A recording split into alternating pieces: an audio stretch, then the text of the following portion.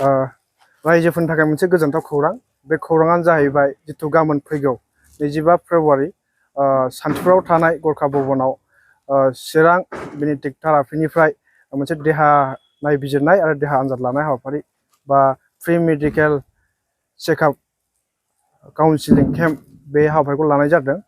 बेनिखायनो सान्थिफुर ओनसोलनि गासैबो बेरामाव गोग्लैनाय जेंनायाव गोग्लैनानै थानाय रायजो राजाफोरखौ जितु गाबोनहाय बै हाबाफारियाव फैनानै जितु गावबा गावनि जेंनाफोरखौ नायजाफैयो।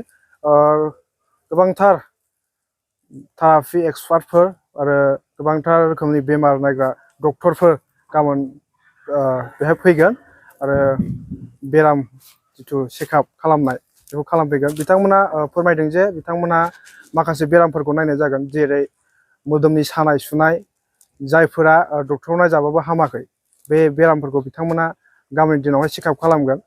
बेजों लोगोसे गेसनि प्रब्लेम बायदि बायदि गोबां रोखोमनि बेरामफोरखौ बिथांमोना गाबोननि जितु बै दिनावहाय नायगोन। बेनिखायनो सान्थिफुर ओनसोलनि गासैबो रायजो राजा नोंथांमोनखौ बेखौनो मिथिहोनो सानदों, नोंथांमोनहा जितु गाबोननि 10 रिंगायाव सान्थिफुराव थानाय गरखा भवनाव फैनानै गावबा गावनि देहानि जेंनाफोरखौ नायजाफैयो। बिथांमोना रां लायालासिनो बा बेसेन लायालासिनो रायजो राजानि देहानि जितु जेंना बा बेरामफोरखौ बिथांमोना नायगोन आरो बिथांमोना फोरमायदों बिथांमोना देहाखौ नायनानै मा मा जेंना मोनो बेखौ रिपर्ट हरगोन।